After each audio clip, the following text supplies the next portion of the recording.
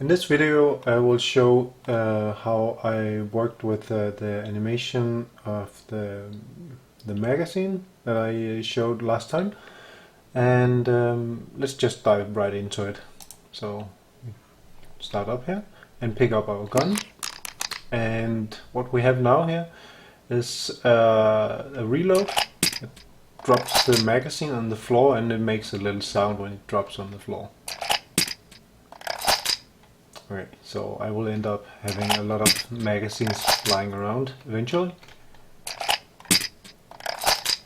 So this was kind of just an experiment, like most of this is. And also another thing I've been working on, I wanted this box, this destructible box I have up here, I wanted that to make some noise when I exploded. It was, yeah, just a challenge for myself. So this is what I came up with so far, and I also have a question to other people maybe watching this, if they can come up with a better solution, because it kind of sucks right now. But let me demonstrate. This is actually how it looks without any animation. Well, it plays one sound, this crumpling sound, whenever I fracture the box. And so let me just turn on what I did. It's under environment, my destructible cube. And I have some kind of spaghetti code here, I will go into it in a bit. So if I turn this on, this is what we have instead.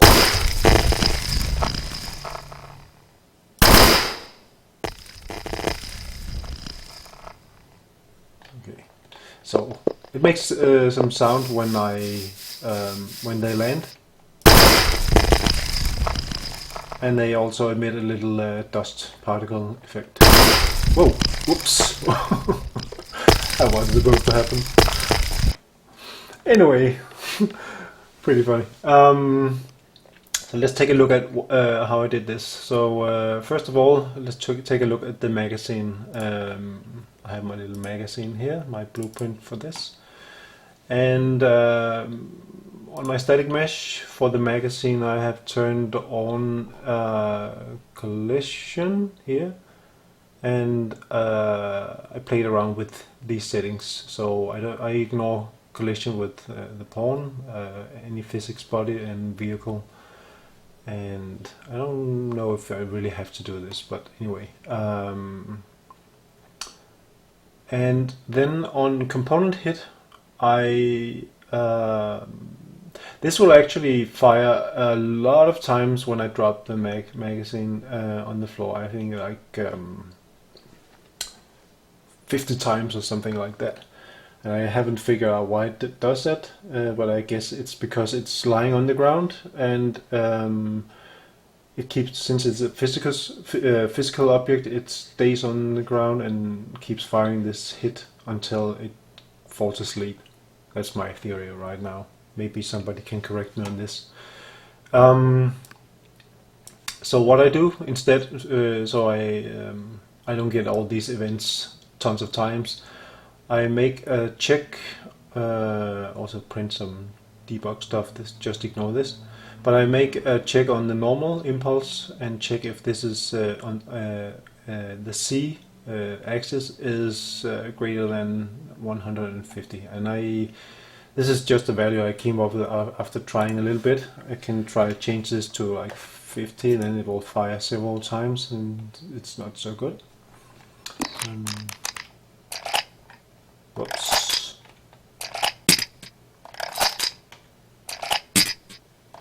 I don't know if it's noticeable, but it plays a few times and it makes kind of an overdriven sound. In the top corner you can see, top left corner, you can see it's firing 2 times. This time 3 times. So it's a value that I've just experimented with. That most of the times it fires, and sometimes it doesn't for some reason. I haven't really figured out why. So anyway, this is basically what I do inside this this magazine blueprint. Okay, so if we switch to the destructible cube, I have something similar. And here, instead of checking just the normal impulse, I do one thing more. I take the z-axis again and I divide it by 15,000, and I feed that into the volume multiplier. Otherwise it will play full volume for all these hit events I get, and it makes really a lot of noise. So that's a way kind of figure out to scale it down. So if a chunk is coming from high above, it will scale the sound down, and if it's up, and then if it's just kind of sliding and or hitting it from a low angle, it will make a very, very low sound, maybe not make any sound at all. And then of course I spawn an emitter, my little stone smoke here I just made for this example, if anybody is interested in that. I have it somewhere here, stone smoke, just a little puff. And yeah, well, I think I'm gonna make a video sometime about these particle emitters, but I haven't really figured out all of it, so I think I'm gonna wait with that. But yeah, it's just one particle emitter showing this little smoke. I think one thing that is worth pointing out is that a lot of these have emitter loops set to 0, and that means that this effect will keep firing over and over again, and if I just leave it at 0, the stone blocks will keep smoking. It looks kind of cool, but it's not what I want. So, and I can also adjust a little bit on the time. So let's say I want this to be 4 to 5 seconds, stay on the screen for 4 to 5 seconds. It will maybe look more interesting. Yeah, it makes a little bit more smoke. It's not bad.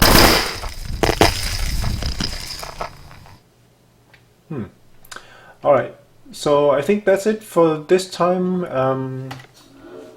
Let me see, did I forget something?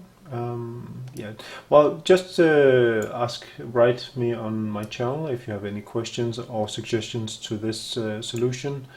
I would be very much interested in not getting all these on component hit events.